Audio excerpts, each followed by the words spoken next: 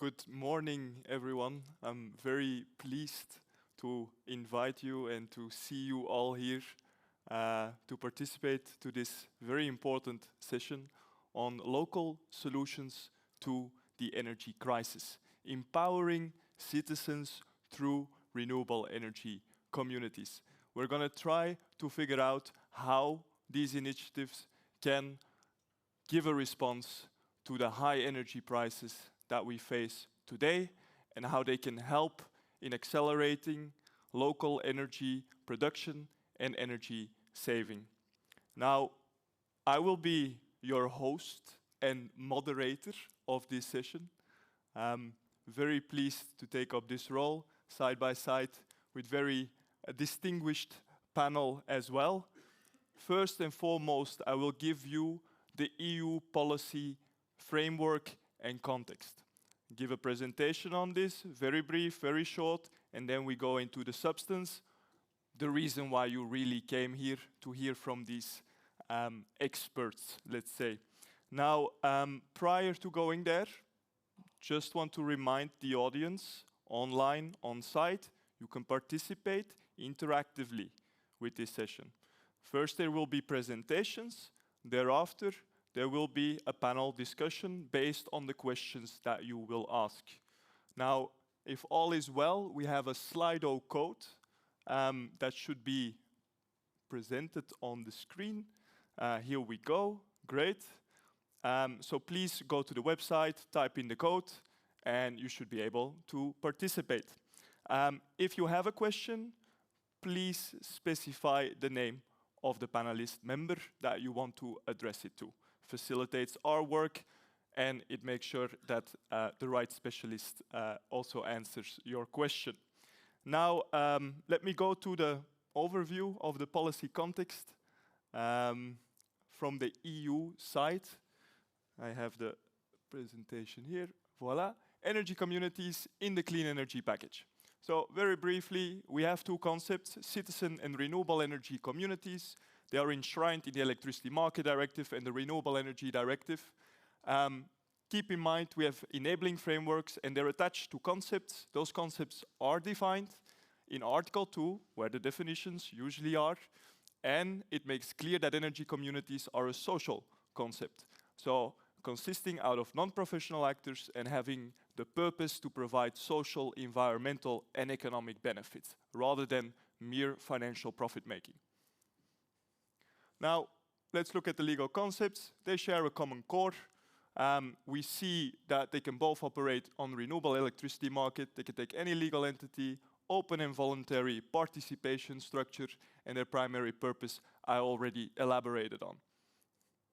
The differences between the two concepts, well, citizen energy communities are a little bit more flexible when it comes to technology, so they can also operate on non-renewable based sources.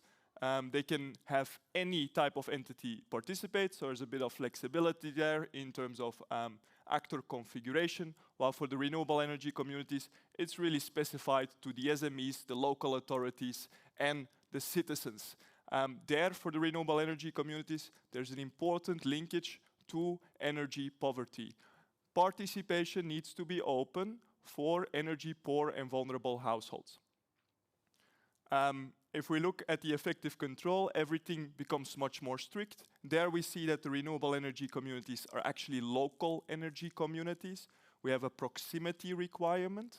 It's a local movement in its original days as well. And the citizen energy communities allows for a little bit more flexibility in terms of geographical scope of operation. Of course, autonomy is an important requirement. Non-professional entities, social concepts, we don't want them to become part of the business as usual. We have other actors to engage in these activities. Enabling frameworks, very brief.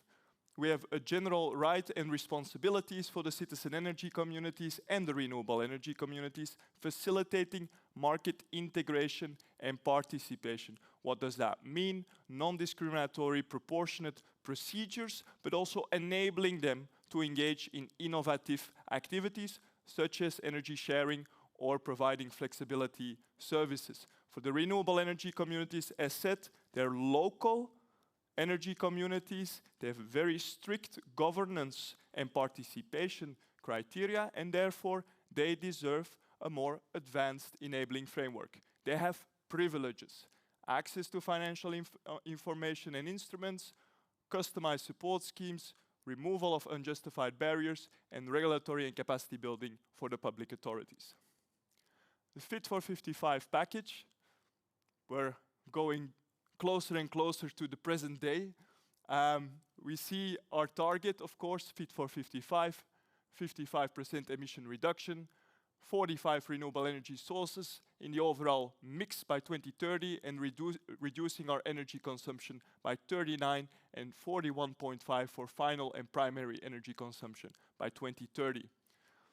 For energy communities, what's in it in the Fit for 55 package? Well, we recognize their role, the potential role that they can play in energy efficiency projects.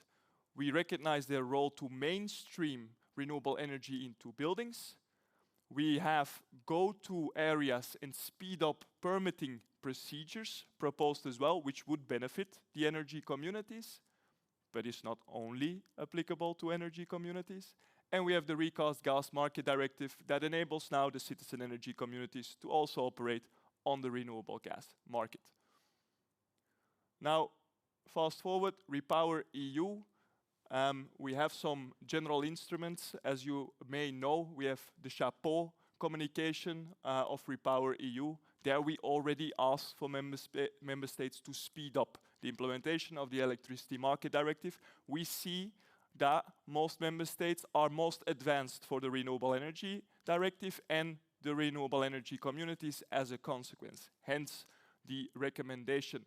The EU Solar Strategy, quite exciting objective there that also really shapes a bit today's discussion and how do we get there. At least one renewable-based energy community in every municipality with a population higher than 10,000 by 2025. Very ambitious target, but we are committed to make it happen. Energy Communities Facility will be set up by the Commission in order to provide cascade funding to these initiatives on the ground, and we recommend member states to take national measures to enable these energy communities, in addition to what is already there in the Clean Energy Package. We have the permitting recommendation. We ask the member states to simplify and ease procedures for licensing, building permitting, grid access, and this is specifically also targeted at the energy communities and the citizens. There's this new article in the RED 3, the proposal on the go-to areas, which I already mentioned. And last but not least, we have the biomethane action plan. Energy communities also have a role to play in biogas. When I looked at the template of EUSEW, they asked me to insert a quote. It's part of the template. So I went ahead and I quoted the most brilliant mind, perhaps, that civilization has ever seen, human civilization that is, on this planet. In the midst of every crisis lies great opportunity. And with that, I close my presentation. I think I've said it all. I think it's time to listen to the real experts here in the house. We have Myriam Castagnier, who is the coordinator for the Energy Communities Repository. We have Jaroslav Klusak from the city of Prague, a real energy expert who has experience with municipal energy since 2004. So there's a lot of knowledge in this man's mind, ready to answer any questions you may have. And Eugenia Bonafasi, she's the associate director of Ricardo, and she's currently coordinating the Rural Energy Community Advisory Hub on behalf of the Commission. Now, without further ado, I think, Myriam, it's your time to shine and to give us an overview of energy communities in the EU. Welcome. All right. Leave this here. Good morning, everybody in Brussels and abroad. I'm really happy to see so many of you here on the fourth day of EUSEW. I was asked to give a presentation on the state of the art of energy communities, quite an ambitious objective. I'm going to try to talk about a few things that relate to this. First, the Energy Communities Repository, which is an initiative by the European Commission to try and bring together and highlight the state of the art on energy communities. I'm then going to talk a little bit about the role of energy communities in the current context. We know there's a lot of challenges ahead for the winter, and I want to talk a little bit about how energy communities can contribute to this. And last but not least, since we're talking about local authorities, how governments, maybe at the national but also at the local level, can support energy communities in their activities. To start with, we've already mentioned this earlier, there are actually two initiatives by the European Commission to support energy communities currently, the Energy Communities Repository and the Rural Energy Communities Advisory Hub. The Rural Energy Community Advisory Hub, as the name says, focuses on rural energy communities, and the Energy Communities Repository supports all other types of energy communities. So how does the Energy Communities Repository try to support energy communities? First and foremost, we start with policy analysis. We want to make sure that all the information that is out there regarding policy on energy communities and also how this is progressing in the member states is available and visible to everybody who would like to be informed about this. And also provide a knowledge base for policy experts and policy makers so that they can know better and make better informed decisions on how they can support energy communities in their jurisdiction. Second, we do a mapping of energy communities across the EU and also an impact assessment so that we can highlight how energy communities impact the energy transition positively, or maybe also with challenges that might come with it, but also at the social level and at the grid level. And last but not least, we will provide technical assistance to energy communities of different types. The first round of applications has already been closed, and we're currently evaluating the applications, but there is still time for energy communities to apply to the technical assistance. Maybe some things that you can currently find on the Energy Communities Repository. We have put together an overview of EU projects and initiatives that work on the topic of energy communities. There's a lot of knowledge out there, and we wanted to make sure that anybody who wants to be informed about energy communities can also check out those different projects and initiatives to get exactly the type of knowledge that you're looking for. Similarly, there's a lot of one-stop shops out there, be it at EU level, national level, local level, and we're currently in the process of collecting as many as possible as we can include in there. So if you know of any that you don't yet see on the repository website, please don't hesitate to let us know. We'll be happy to include them.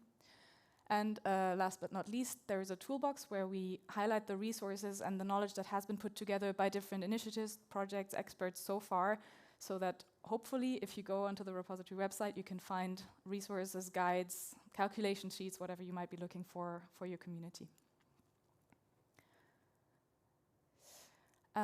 If we think about the role of energy communities in the current context, there are two types of activities that energy communities tend to engage in that are very relevant if we think about the upcoming winter. One of them is energy poverty alleviation, and secondly, also in terms of energy savings, home renovation, and overall energy efficiency measures.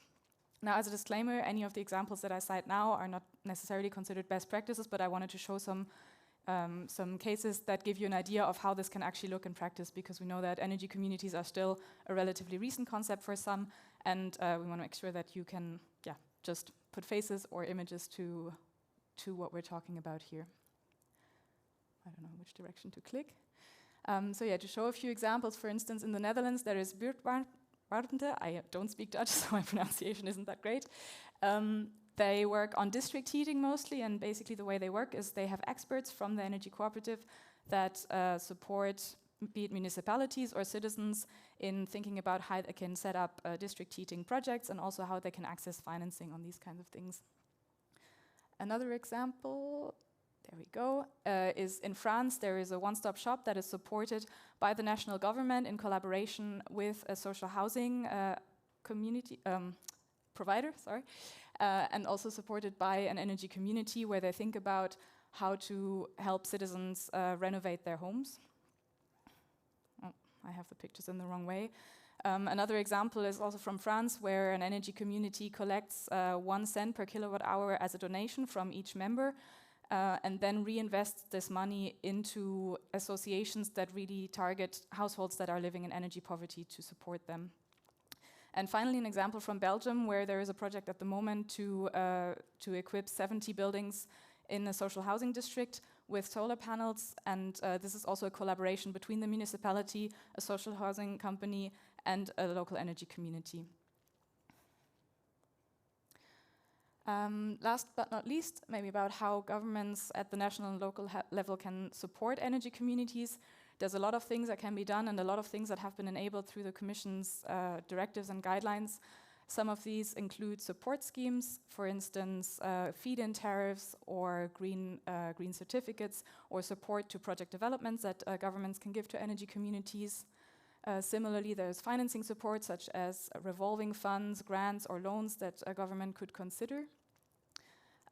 Then to come back to what Achille was saying earlier with the state aid guidelines, so the Renewable Energy Directive already said that member states should think about how to provide enabling frameworks for energy communities, and the revised state aid guidelines actually really provide an opportunity to go deeper into this, because they, first of all, they mention renewable energy communities, so they acknowledge that they need specific support in this context, and they even outline the ways in which such support could be given. So energy communities could be exempted from tendering procedures up to certain threshold, with 6 megawatts for all technologies and 18 for wind turbines. Yes, for wind projects who need a bit more, obviously because of the natural scale of them.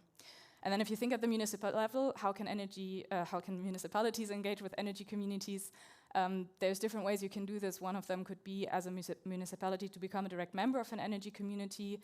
It can be to invest in an energy community, but also by providing, for instance, public land or public roofs for the installations that an energy community wants to, could build their installations on. As well as setting up one-stop shops to really support energy communities in advancing their projects. And I'm not sure how I'm doing on time, so I could, yeah. And now I lost my, public procurement procedures. There's also municipalities that we've seen that include, for instance, minimum thresholds for citizen participation in new renewable energy projects. So municipalities that say if you build a new renewable energy project, you have to open it to 50% or 40% citizen participation, as an example. And there's also in the tendering procedures now ways that you can think not just about the cheapest way, the cheapest tender, but also including environmental externalities and also social elements in the tendering process, so that energy communities also have more of a chance to participate in tenders. And I think I'm going to close with this for now and hand over to the next, and I look forward to the discussion. Thank you.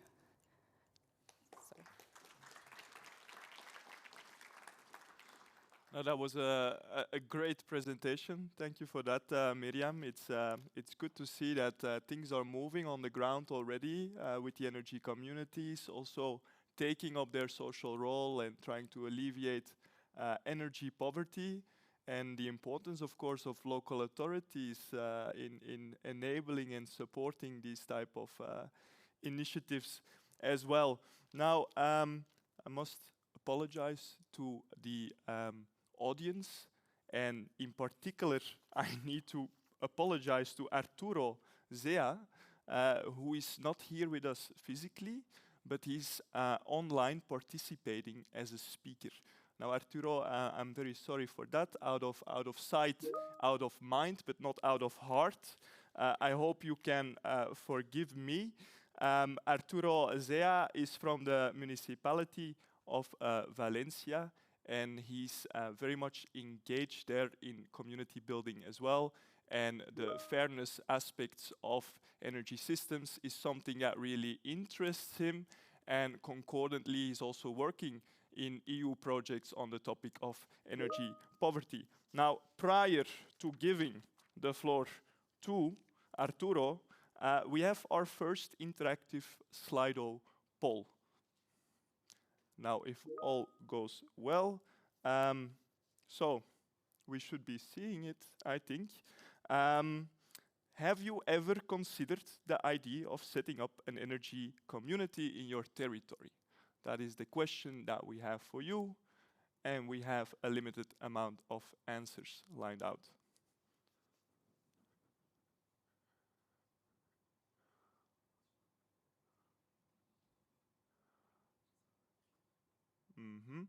Okay, we see a majority for now being introduced to the topic and thinking about energy communities without realizing it in practice.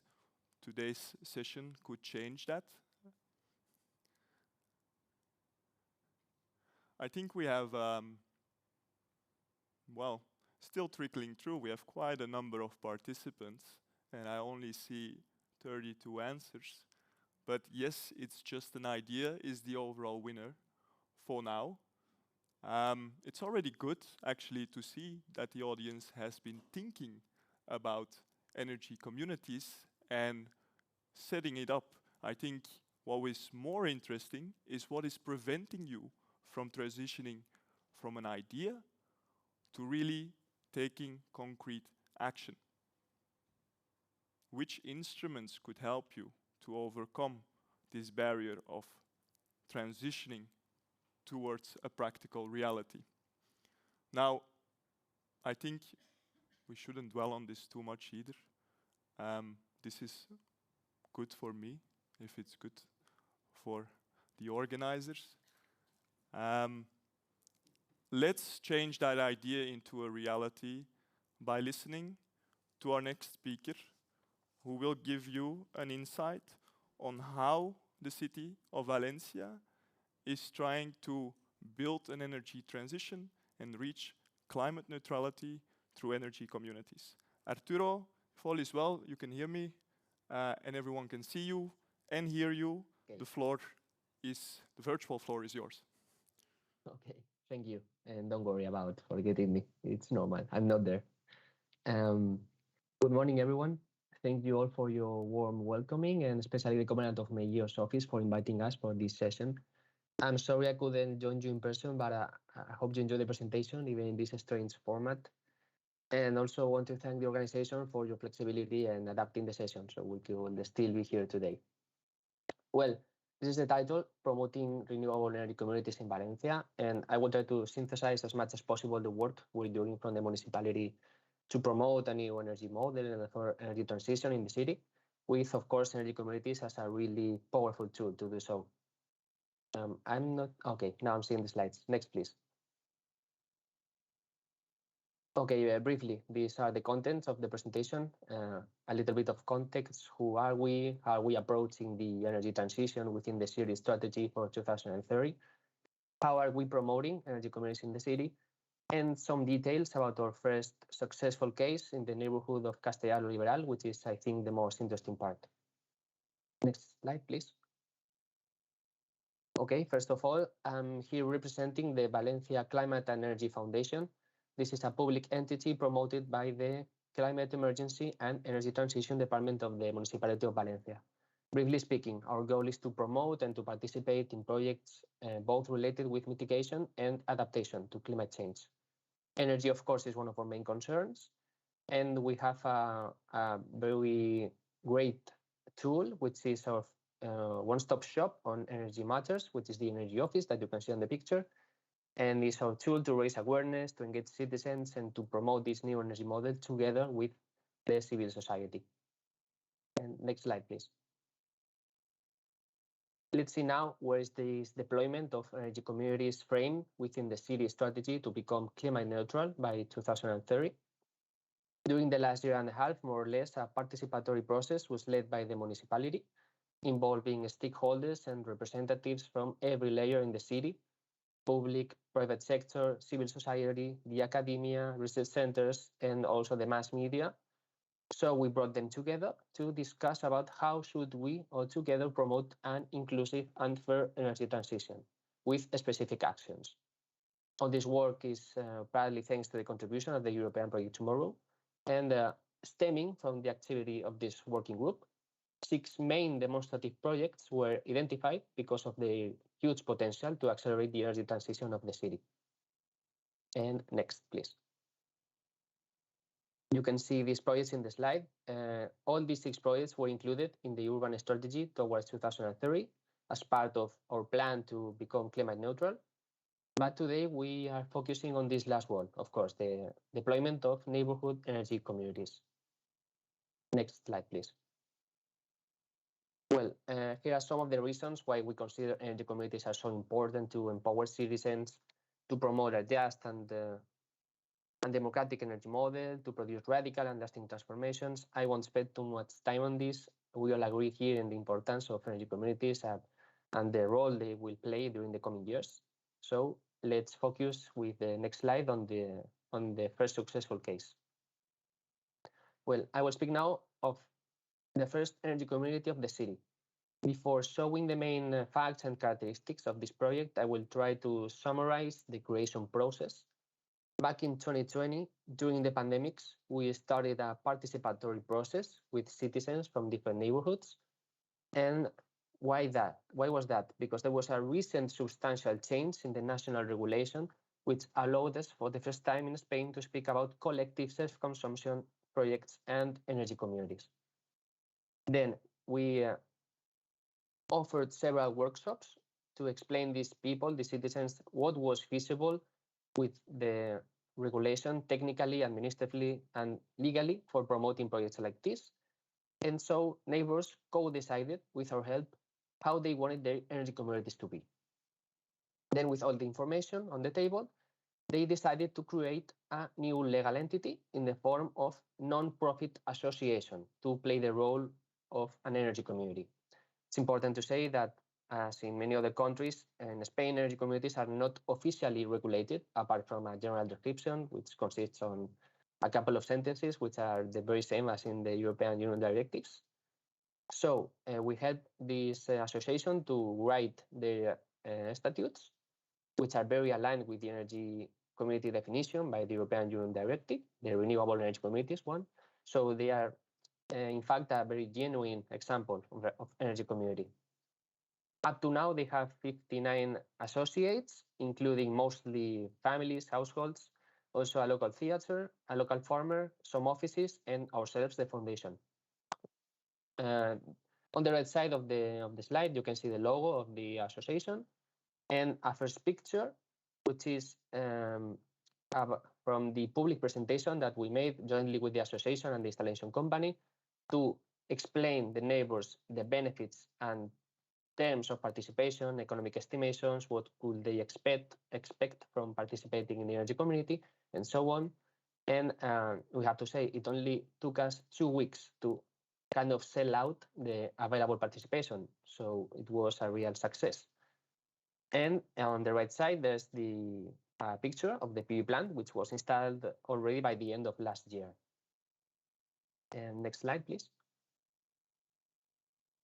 Okay, I won't get too much into the technical details with regulations, but even if new regulations offer the possibility of creating energy communities in Spain, it still puts a lot of barriers. The most important one, to say one, you have to be within 500 meters radius from the installation for participating in the collective self-consumption. This is about to change, at least that's what the Spanish government said, but it was a real limitation at that time. And another thing to consider is that the installed power of PV plants should be below 100 kilowatts to avoid several administrative and legal difficulties and many other details to consider. So if you want to have an energy community relatively easy to manage, you should have an installation below 100 kilowatts. Then speaking about the role of the municipality, we provided technical, legal, and administrative support from the foundation and through our energy office, as well as providing with very tailored information and promotion campaign. We also helped with intermediating between the association, the installation company, the distribution system operator, licensing authorities, every stakeholder involved for driving projects like this. And the most important thing, we facilitated to the association a public roof during the project lifetime for 25 years at least, so they could place their PV plant in this public space. And additionally, we wanted to include this energy poverty perspective in this project. And our way to do it has been to participate as shareholder on this energy community, but distributing our share of energy for free to vulnerable households around the installation. The beneficiaries were selected in coordination with social services because they have the information about vulnerability criteria. And an important thing about this is that these families in vulnerable situations, they are not actually members of the energy community. We have control over their participation, we sign on behalf of them, and we perform a yearly reassessment to decide if they're still on the energy community or not. So they are not really part strictly of the energy community. Next slide, please. The size of the PV plant is around 50 kilowatts. It has been fully financed and it's owned by the association with shares from all the associates. And the sharing criteria, the association wanted to reach as many families as possible. So they set a relatively low minimum participation of 12 kilowatt. And only few cases, as ourselves or the farmer, have bigger participation. About the investment, it has been an upfront investment from every associate contributing with their own funds according to their shares. The cost of half kilowatt is around 600 euros. The annual savings are estimated to be more than 130 euros. So it's a payback period of 5-6 years, which is pretty good. And in addition, the association has been awarded with a grant from a regional authority, which covers nearly 50% of the project cost. And instead of having an economic return, they probably will reinvest this money in new installations to grow. And next, please. So finally, as main learnings from this experience, there was a high public participation that we think it's, among other reasons, the energy price increase in general. There were really important existing neighborhood connections that we took advantage of. And there was a very tailored and intense local information campaign. As success factors, I want to give a lot of credit to the hard work from the founding members and early adopters, because they really spent a lot of time for driving this project, and it was even more difficult for them because none of them had any background on energy issues. And apart from that, very important, the implication from the municipality at every level, at every step. We were there. We have to say that the main barriers are still at the administrative and the legal level. Just to connect the PV plant to the grid, it's been a nightmare. So there's a real need to take it easier for citizens. And also, even if it sounds simple, the inclusion of energy poverty in the scheme that we proposed, just to give energy for free for vulnerable households, it also implies a lot of bureaucracy, data protection issues. So we have to improve that too. So making the inclusion of vulnerable households easier. And let's go with the final slide. I'm surely out of time, but just to mention two more projects that are ongoing in the city. The first one is the Cohen Soma, which is a solidarity energy community, which is led by a school located in one of the most deprived areas of the city, in which we participate as founding member. And their idea is to put PV panels on their roofs to self-consuming for their own educational center, but also sharing the surplus energy for vulnerable families around the school. And on the right side is the Reclaiming Power project, which is not strictly an energy community, but in this project, the municipality will invest in several PV plants located around the cemeteries of the city. And the idea here, the model is not defined, but the idea is to socialize the produced energy as much as possible by means of the collective self-consumption scheme, which is in the Spanish regulation. So in general, the idea of the municipality is to explore different models to replicate and scale up the most successful ones, and also foster creation of networks for energy communities to share knowledge and peer learning. All this work will be framed within the European Project Power App if you want to find out more. And that's it from my side. Thank you for listening. And you have any doubt, just feel free to ask me or contact me at any time.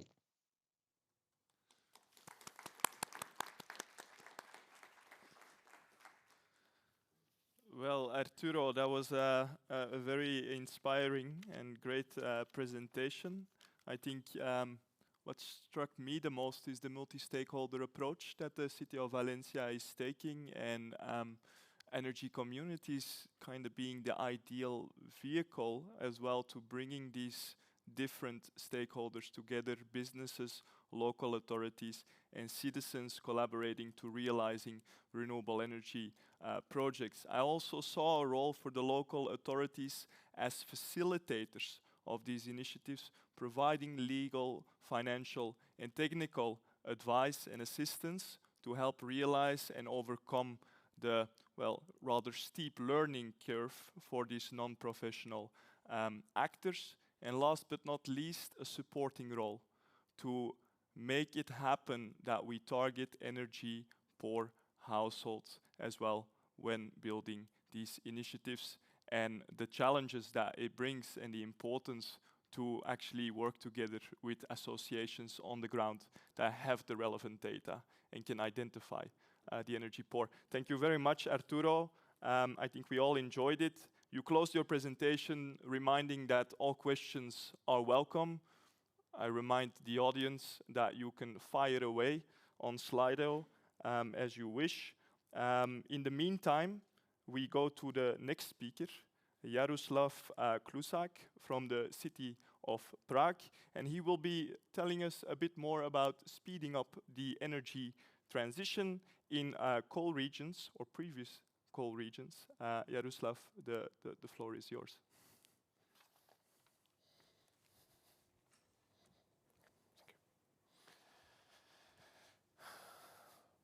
Okay,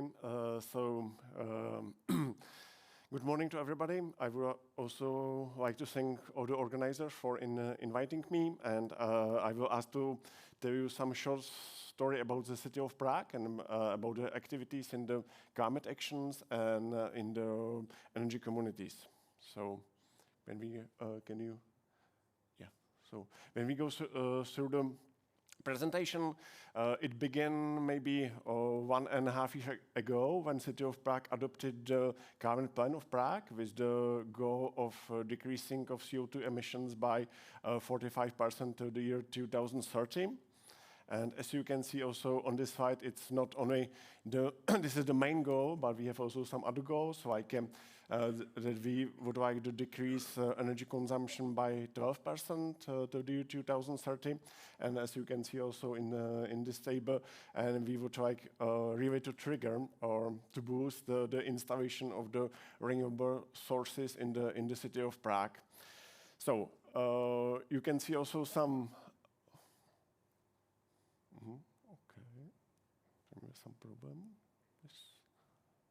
Yeah, you can see also some like concrete figures of the climate plan, and in the second column, in the second row, you can see also the aim of the city of Prague to install about 20,000 solar systems to the year 2030 on the municipal property and also on the private property of the city.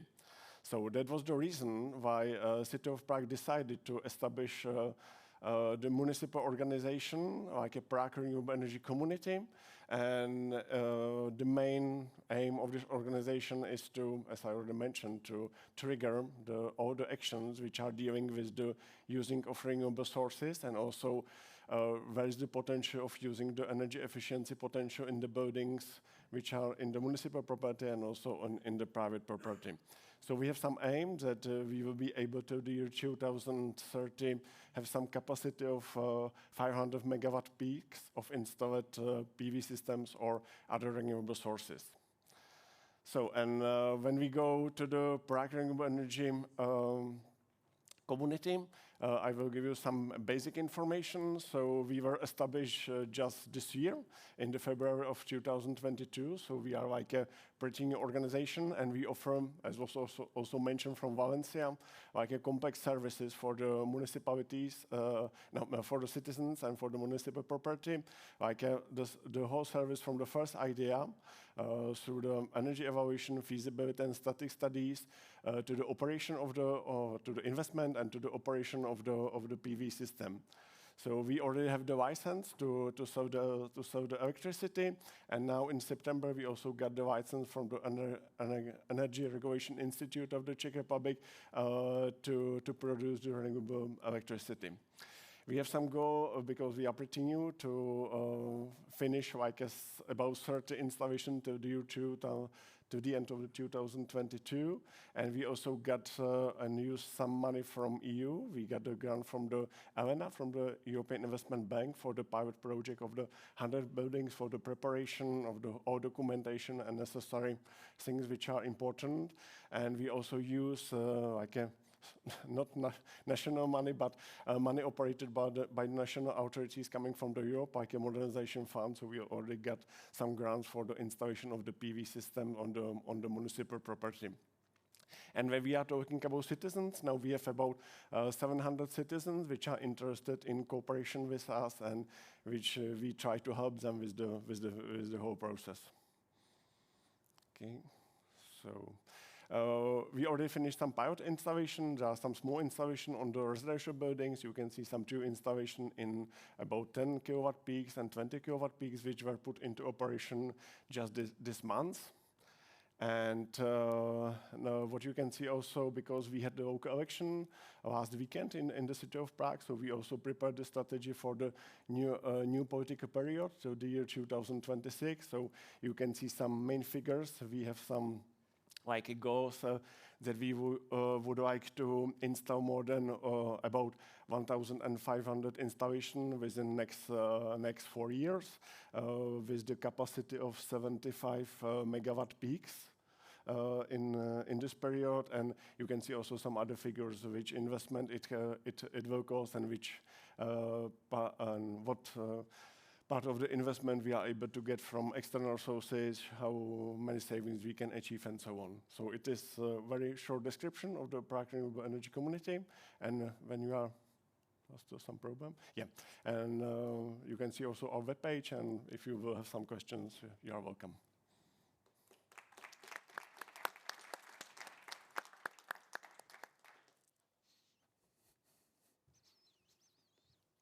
Yes, Jaroslav, that was great to hear what Prague is doing. Very ambitious. Gives a lot of inspiration and hope, I think, to other cities to also fall in line with such ambitions. And also the energy communities that have a clear role to play. Yet again, it's the local authority that is leading the way, making available public buildings, installing projects, and also listening to the citizens and providing them the opportunity to become part of this project. I think that's a very nice way of approaching it. And for all of you who had an idea about setting up or joining an energy community, maybe you should knock on the door of your local municipality and ask them what they have cooking, and maybe you can be part of some projects. And with that, I think we're going to our last speaker. Last but not least, Eugenia Bonifaci, you will be speaking on the energy communities in the rural context.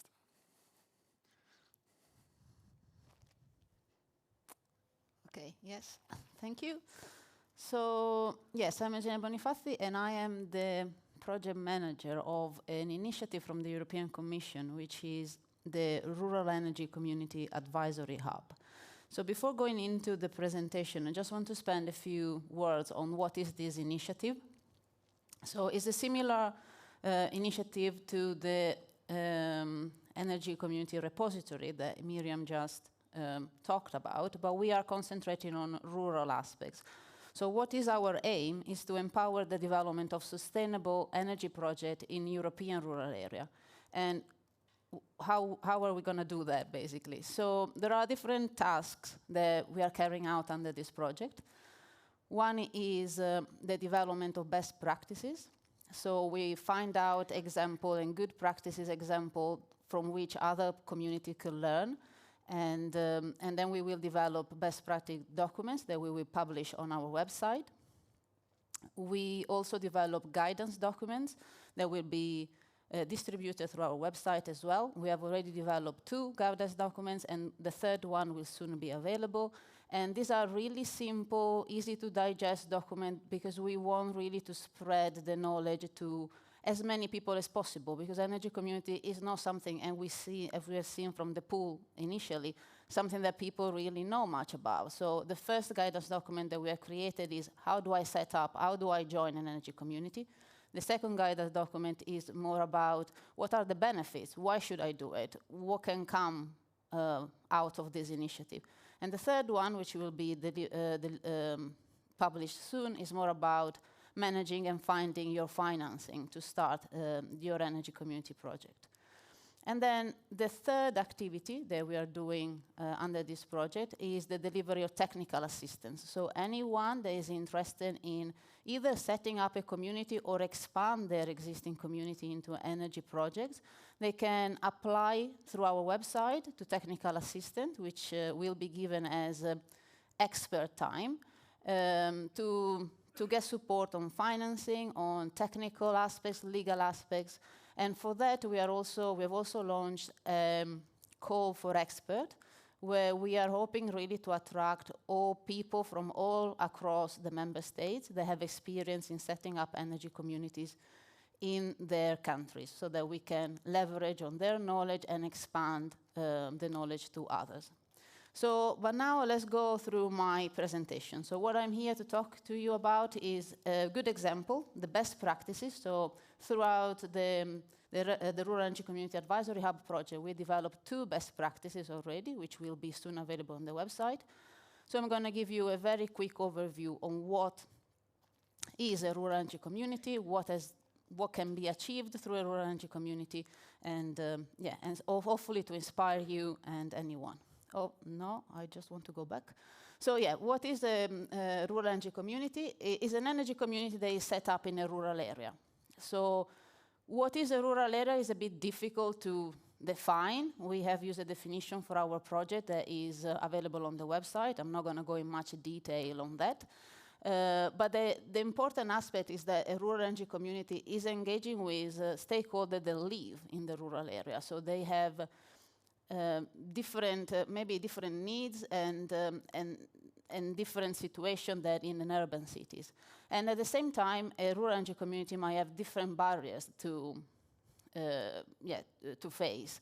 So while they might have bigger areas to install PV, wind farm, they might be really in remote areas, so they're difficult to reach. They might have many or bigger challenges to connect to the grid.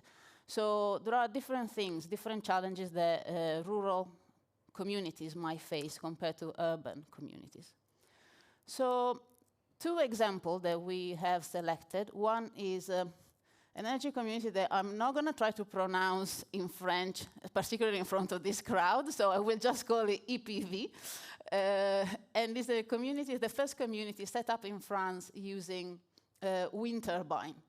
So it was set up in 2003 with an idea of citizen. And between 2003 and 2005, the community started creating their idea. And between 2005 and 2009, they made this idea into something more concrete, try to understand the funding, the project possibilities. And then between 2009 and 2015, they have collected the needed finance and then start building their projects. So it's not an easy and quick process, but this was a long time ago, so it was the first one starting. So there wasn't the framework and all the structure that is now in place in Europe. And so in 2014, they installed the first 4 wind turbines, which was an investment of around 12 million euro. Then in 2016, they installed another 4 with another investment of around 11.5 million euro. And then in 2019, they have built another 5 turbines. And now this has all been possible with the investment of more than 2,000 citizens that have decided to join the community and invest money for these projects. So the most important thing here is the wind turbine and all the electricity generated is operated and maintained by local SMEs, local companies. So really empowering the community in the local area, in these rural areas. Okay. So what is the best practices? So EPV started quite a long time ago, and what they are doing now is really using their knowledge to support other energy projects across France, but not only. They are also doing lots of knowledge sharing and knowledge sharing across Europe with our community. And they are also not stopping here. They continue to evolve. They have lots of other projects in mind and in pipeline. But what has been the important local impact? So first of all, they are now serving more than 20,000 members. They have invested, they have made a profit of over 2 million euros that have been reinvested in the local economy. And also by having all these wind farms they need to operate and maintain, they have created job opportunity for people in the area. So really a lot of local impact that an energy community can have.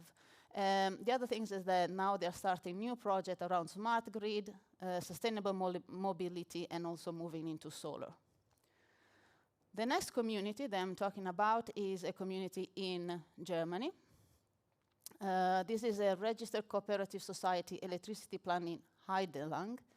So it's a rural energy community that started back in 1923 and started generating the first electricity from an hydropower plant in 1926. So really a long time ago. So this concept exists in Europe since many years, and in some countries more than others. But now really there is time to learn from these old stories and making concrete in other countries. So the municipality is a village in the Bavarian Alps in Germany, in southern Germany, and around 5,000 people live there. The energy community at the moment counts around 3,600 customers, and is partnership with other 9 energy suppliers in the Alpine area that are completely independent from the big players and electricity providers. So really engaging and empowering the citizen of generating and consuming their own energy. So what is the activity here? They are mainly hydro power plants. They have 2 hydroelectric power stations installing a total power of 1,200 kilowatt and an annual yield of around 4 million kilowatt hour. They have also moved into solar, so they have also 298 photovoltaic panels installed. In terms of the organization, so basically the community works as an electricity company. There are 319 members, most of which are citizens, but there is also the municipality, part of the energy community, and also some local SMEs. And the system is 1 member, 1 vote, so very democratic, everyone has his own say. The impact here is the strong local cooperative culture, so the community are really the people are really part of the community. There are also SMEs involved, so again, work generation and job generations. And one important thing here is because they are part of also of a rural area, so farmers are involved, they really have a flexible structure, so allow people to be involved in the community, but at the same time follow the time and need that might be needed for the job that they are doing. So maybe during harvesting time or similar times, they might not be available for the energy community. So the energy community is really flexible in this and making sure that everyone can participate while maintaining their own needs and duty. So these are 2 energy communities in the rural area that I wanted to give you as an inspiration. This has been created by the team. There are big documents, so this is just a very short summary. But if you want to learn a lot more about this community, there will be documents soon available on the website, the Rural Energy Community Hub website, with a lot more information. And we will develop many more of these throughout the project. The other things that I just wanted to mention, on the website there are these guidance documents that I mentioned before. One about why joining a community, what are the benefits, and one about how do I do that. And also these documents are very simple, very engaging with many other good practice or success stories examples. So we scattered all these documents with lots of mentioning of what's happening in other regions, in other countries, to give really lots of ideas and inspiration. And I think this is my last slide. Yes. So hope this has been inspiring, and happy to hear any questions. And yeah, and if you want to speak, don't hesitate to get in touch. Thank you.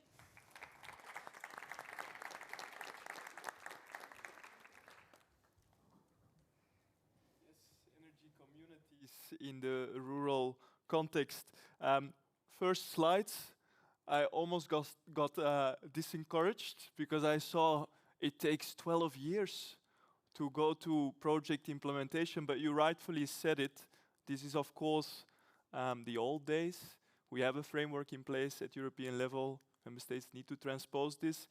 We have these initiatives, the Energy Communities Repository, the Rural Energy Community Advisory Hub with guidance documents, all with one purpose, to shorten also, well, not a single purpose, but one of the objectives is to shorten the learning curve for these energy communities and also shorten the time period to realize these projects. Of course, what I also took away is a nice diversity in technology, actor configuration, but also impacts.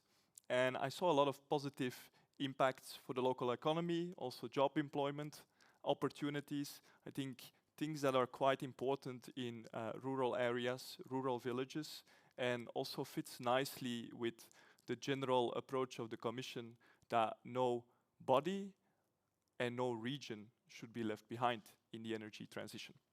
Now, I think we managed to go through all of the presentations. Time-wise, I'm not sure how we're doing, but it's time for the really hard part of this session. And I mean, with hard, it's going to be challenging and difficult for you guys to try to satisfy our audience with all of the critical questions that they have lined up for you. And I'll have a look. And the organizers, normally they made a selection already. And I will put myself next to you. Voilà. So, we have a first question for Arturo, who's hopefully still with us. How could smaller municipalities with no expertise in energy to replicate the model applied in Valencia, and who could play a role similar to VCE? Do we need to rephrase that? Well, Arturo, do you have an answer for us? Well, more or less. The good thing about having successful examples is that the procedure, technically, legally, administratively, can be replicated. And you have examples of this documentation and the steps to be taken. This, when it comes to the necessary steps.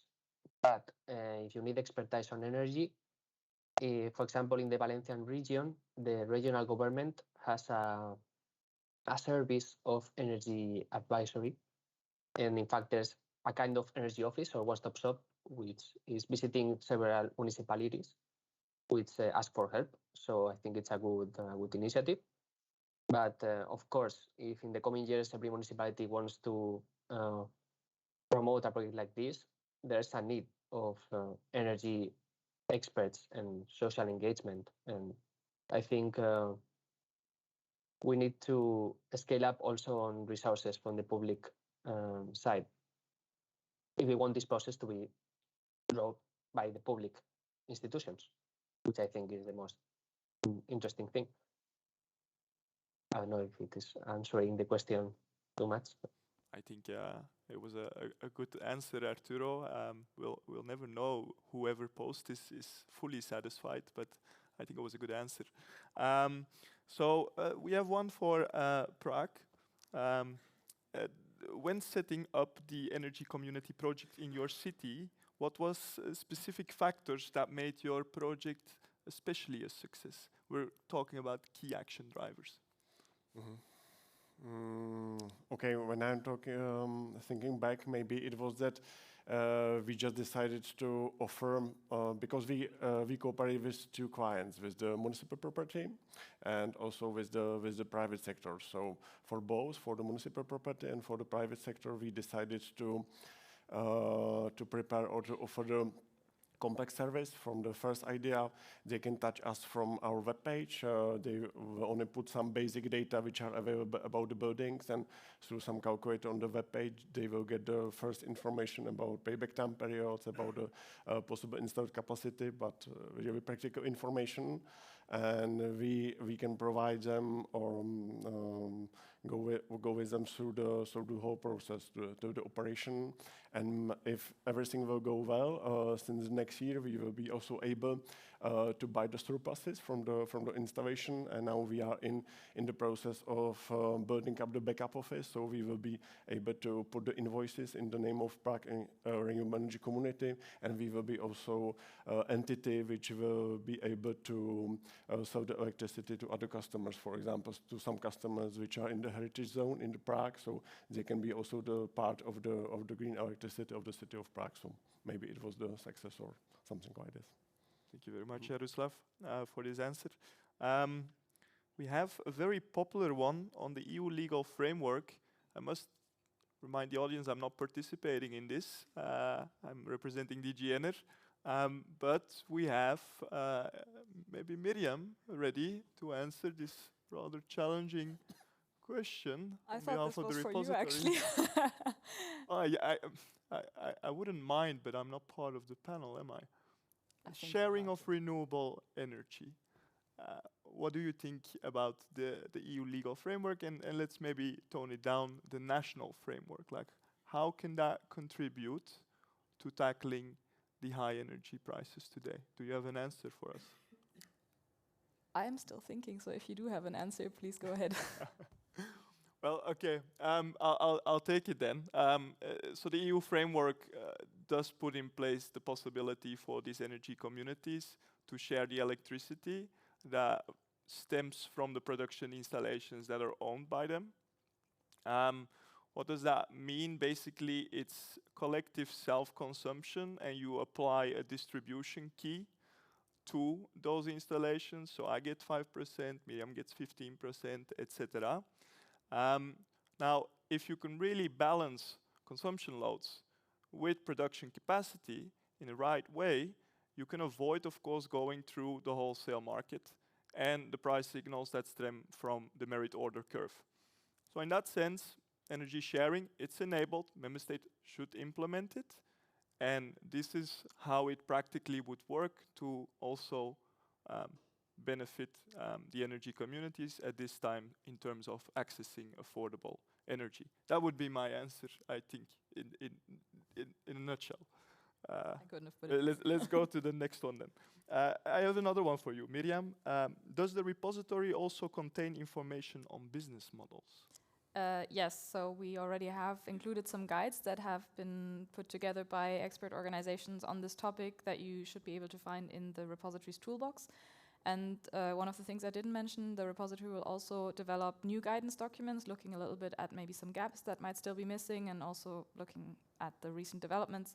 So business models might be one of the topics that we might cover in the best practice, in the guidance documents that we'll develop. Great, great. That's good news. Eugenia, it's your turn. You're not going to get away without answering a question.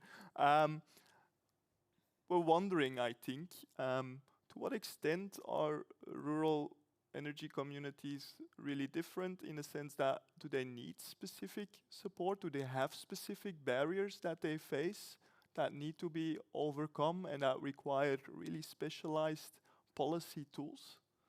Well, I think a little bit is more that maybe rural areas tend to be a little bit remote. So it's really getting to the rural area. So talk to the right people, to the right stakeholder to make sure that they know about energy communities and they can really participate into these activities. So I think the main barrier is the engagement part. In fact, through the Rural Energy Community Hub, we also have partnered with ELARD, which is a network of rural development experts sitting in all member states. So we are really trying to expand and share the world and the knowledge and reaching out to the rural areas as much as possible. So that is the main barrier when it comes to start the whole thing. And then when you're actually getting into the implementation phase, maybe the barrier that they are facing is more about connectivity, the connection to the grid, and making sure that there is the right infrastructure and the grid in the where they are sitting, basically. They might have bigger spaces to install wind turbine, to install solar panel, but they might be missing the infrastructure a bit more. I see. I see. It's the second time we hear this grid access issue emerging. I think Arturo also mentioned it. Of course, vital to get the production installations also working for the larger market and the larger system, and also for other consumers, not merely focusing on self-consumption behind the meter alone. I think that's important from a societal perspective as well. Something to reflect on for policymakers and system operators, I would say. Let's see. We have some time for another question. In the meantime, everything is kind of blocking here, so I will read it from the screen. Does any of the presenters have successful examples of active engagement efforts to get citizens, especially the vulnerable ones, excited to join an energy community? Whoever wants to take this can take the floor. Go ahead. I can start maybe. One thing that I've seen in an energy community is they work with people that are really embedded in the local community.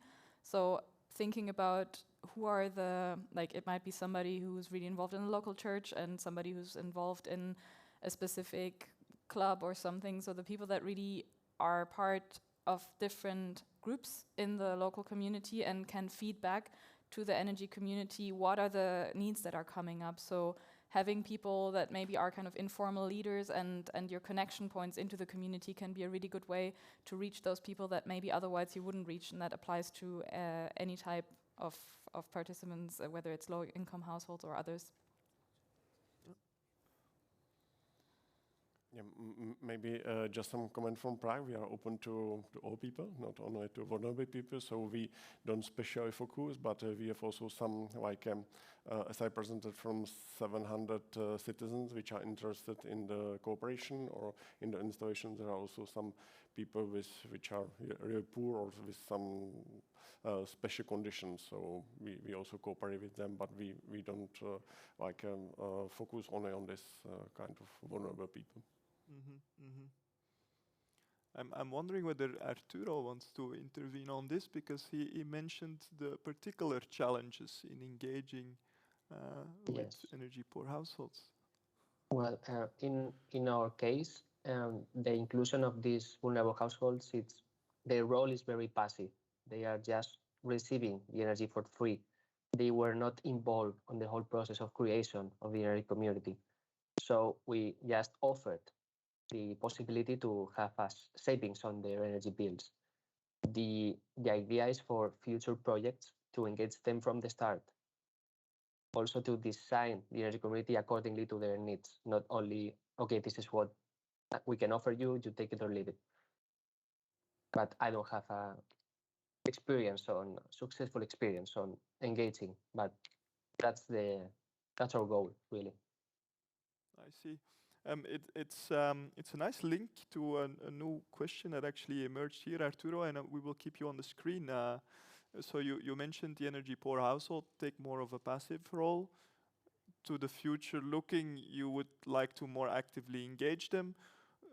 A member of the audience wonders why they just get the energy for free, and why not give them the option to invest themselves with small funds. Well, we assume they don't have the possibility to invest the necessary. Okay, 600 euros doesn't sound too much, but for these families it means a lot. And in this case, the families that are participating, they have already received help from social services for paying for the energy tariffs. So just for paying their monthly bills, it's very difficult for them. So we cannot ask them to. Maybe we could find a way to finance it, so they pay very very little money for having the ownership, but it's really difficult, I have to say.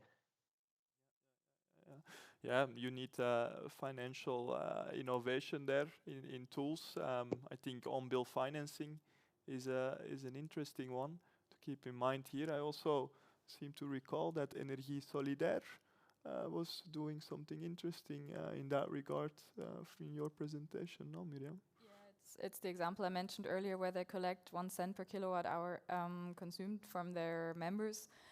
What they do is they invest it then, or they give the money to an organization that supports households in energy poverty. But you could also consider indeed whether this money could go then to a fund that, or a pool from which you could say these constitutes share for the energy community, and then giving those to households that are living in energy poverty. Then it's a question of how you decide how these are allocated, of course. But it's a consideration. I see. It's good to go into depth of this particular issue. We are trying to look for a local solution to the energy crisis after all, especially for those most in need. Go ahead, There are Eugenia. for example, now in Italy, this is quite a hot topic because there are quite a lot of money invested from the recovery fund into the creation of energy communities. And what I've seen, like reading and throughout this project, is the municipality often takes the major role of creating an energy community in rough areas or in places where there are problems, or maybe the energy poverty is more of a challenge than in other areas. So there are situations where is the municipality that is starting the process, because maybe for these people it's also difficult to find the time, the understanding, the skill to actually start an energy community. So it's important for the municipality. At the moment there are legislation in place, funds in place, there are lots of help from the Europe, but also the member states. So just take the lead, and then I'm sure that the citizen will follow. And you can create energy communities that are particularly tackling a certain area or a certain type of family. So this is another possibility. Maybe if I can have some small comment. It also depends on the social system, how it's established in each country. Because, for example, in Czech, because I was working in some energy cooperative before in another municipality, and we work with the asylum house for the single woman with the children. And when you decrease the electricity bill for these vulnerable people, for example, in the Czech Republic, it works that they need to refer to this cost to some social institute, and they will get the social benefits depends on their social cost, which also includes the energy cost. So when we lower the energy cost for the vulnerable people, so they will get the social benefits lower also. So we try to, with the director of the asylum house to prepare the project that we will secure some money coming from the savings due to installation of PV and energy efficiency measures. And because in asylum house you have just the clients for 1 year, so after 1 year he could allocate this money to the single woman to buy some pillows or something like necessary things. So it can be also, but it's very specific, and as was mentioned also, it's mostly up to the municipality or some active people in the municipality how to solve it or how to deal with it. Okay, great. Miriam, you want to intervene? Yeah, I was just thinking, when we think about energy poverty and how to include vulnerable households in energy communities, that can also go beyond actual shares. There's also examples of energy communities that help citizens understand how they can save energy, which often sounds like something that you don't necessarily see as a very impactful thing, or even why would somebody who is maybe struggling to pay their rent in the first place, who has a family to feed, who maybe has other issues, why would they want to engage with this? But this is something that even yesterday I was talking with a friend who told me that last year the energy provider had told her, well, the energy prices are going to rise. And so she said, like 1 month later, my energy consumption was down by 30% just by switching off the light when I go out of the room, or like the little things that we often forget. And that if you have so many things to think about in your life, you don't necessarily even consider that these little things can already help quite a lot. And I'm not saying it saves it solves all the problems. But it is one way maybe that also energy communities can support vulnerable households, even if they haven't found the way yet to think about how to provide shares or reductions on the energy bills or things like this. Okay, very good. That was inspiring to hear how we can tackle energy poverty through renewable energy installations, but also energy efficiency. Maybe time for a bit of more practicalities. We have a very specific question here about setting up an energy community project, and this can be either for Jaroslav or for Arturo. What is the main barrier, you would say, that you faced when trying to realize this project? And if possible, can you link it to a solution?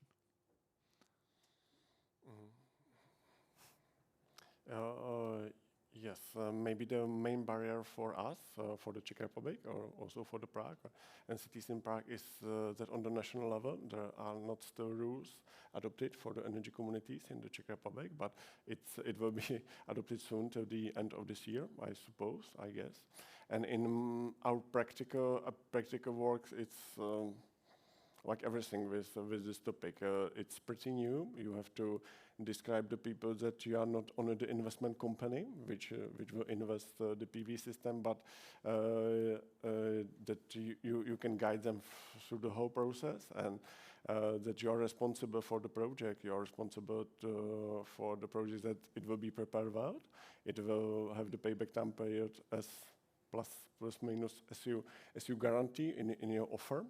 And you need to find like good companies for the installation, and with good references and so on. So, and it's also also the discussion with the public administration, because it's also very hard to describe that it is something more than only the installation of the PV system, and why this installation doesn't do some like energy company which is part of the city administration. It is like a more it's like more work. So it's maybe from my practical point of view the main barrier. I see.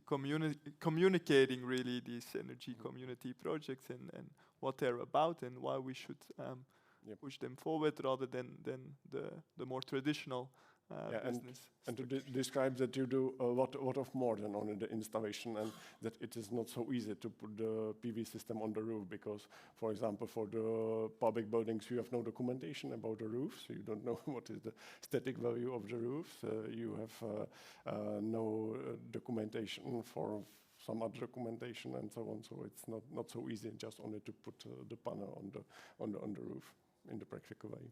I see. Arturo, do you have some thoughts on the main barriers and solutions, if you're still with us? Yeah, well, not really a barrier from the case that I just shared, but a barrier that we will have to face for future projects. As said, we are facilitators of the public space or roof for putting the PV plant. In Valencia, the building stock is mainly multi-apartment flats, and there's very little available space for putting very big plants to really create an energy community around it. So from this first experience, many other neighborhoods from the city are asking us to, okay, I want my energy community too, and what can you offer me? And to be honest, this first case was justified because it was cutting edge, a demonstrative project for the whole city. So you could justify, not easily, but you could justify to give a public space for private profit.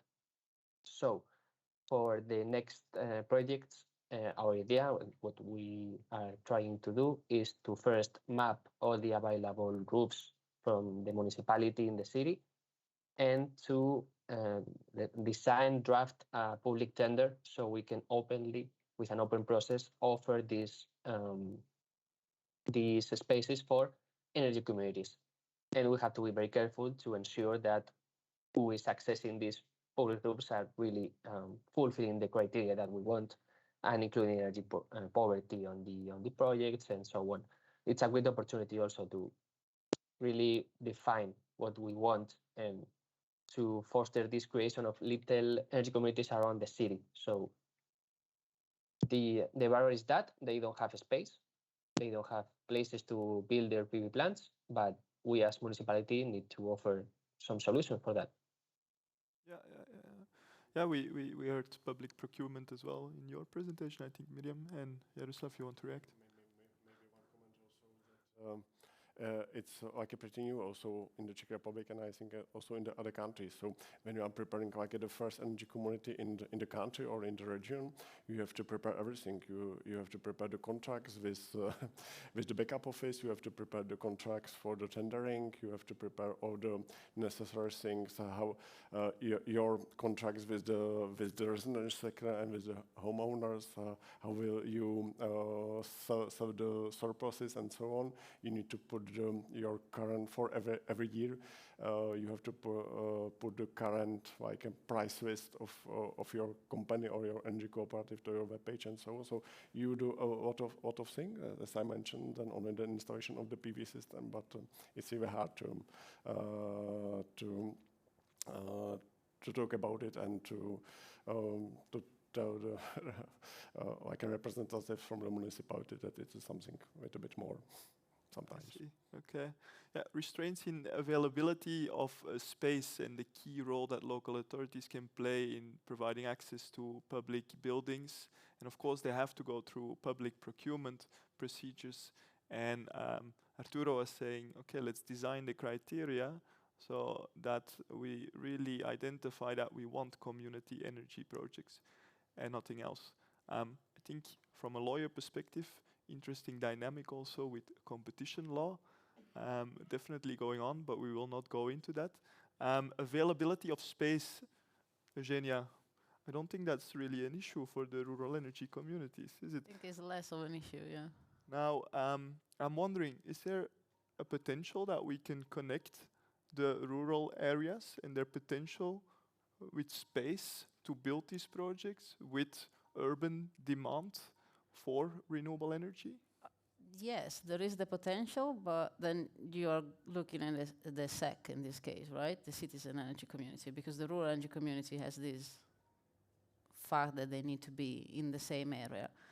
There is the potential, but then from the conversation that I had and the feeling that I hear from people in the rural area, they don't want always to be seen like as the servant of cities, of course. So if they want to feel the power of this project for their own use or for their own benefits as well. Of course, there will be possibility, I think, once you have started the energy community and make the first benefits for the local area, for the local citizens, for the local stakeholders, to then maybe engage more with city, because obviously that will be also important. They are the major consumer of energy, and the countryside could be one of the producer. So it is possible and should be engaged more, but always considering that the benefit should be for both stakeholders, both actors. I see. That's important, I think. Talking about realizing benefits first in rural communities, you already mentioned a bit through the projects that you outlined or you showed that there are benefits. How are you communicating that effectively in these rural areas? Well, that's exactly, I see, it's one of the questions. So this document that we have created that are available on the website, for example, are really created with the idea to be accessible to everyone. And one is exactly on the benefit. And we are also aiming to create one targeting stakeholders in the rural area, mainly farmers. So farmers might have lots of possibility to create energy, bioenergy, biogas through their activities, but they maybe don't know what could be in there for them. Why should they do that? Why should they create an energy community? So another document that we are going to create is more engaging with the farmer and their activities on why create energy communities. So yeah, raising awareness, we will do it through divulgating this document through our networks, and we are also thinking of trying to develop or organize maybe a few more meetings, particularly in rural areas. So really going and engaging with with this area. So, for example, our second event, we had it in parallel to the European Rural Parliament in Poland, which was organized in a rural area. So we are trying to engaging and be present also in these activities, so to try to reach out to the rural players more. It's not an easy task because often they are less maybe knowledgeable on how to use the internet and this type of communications, but through our network and also playing on these other events that are happening, we are hoping to get them more on board. Good luck with that. We have high expectations, and there's a lot of potential for the rural areas, of course, as well. And with that, it's time to close our discussion already. I wish it could last forever until we have found all the solutions. I'm sure we would not get there, but close enough. Key takeaways from my side: increased awareness about the energy communities due to the high prices, if flanked with local information campaigns at the municipal level on the benefits and how to realize energy communities, we can really tap into their potential and start realizing them now. There's an important angle in terms of energy poverty, energy efficiency services, but also access to renewable energy. Main question, how do we move them from being mere passive participants receiving free energy to really becoming active and part of the energy transition within these energy communities, actively participating in energy decision making. There's a key role for local authorities to provide technical, legal, financial support to take energy poverty actions, make available public space, think about public procurement procedures and how you can design them to also take into account social criteria, and last but not least, the importance of a good legal framework. From DG Energy side, I can only say implement the clean energy package. The blueprint is there to start enabling these initiatives. Remove burdensome, complex administrative and financial requirements for these energy communities to take off, and think about one of the main barriers that we heard today, access to the grid. How can we overcome that? Because people are ready to realize projects, they just need to get access to the grid. And with that, I think I've said it all, I summarized it, and I pass the floor to Anna, who will give you some logistical details of the event, I guess. Yes. Brilliant, thank you very much. I think we still have a couple of seconds before I make the announcement to give a big round of applause to the speakers, indeed.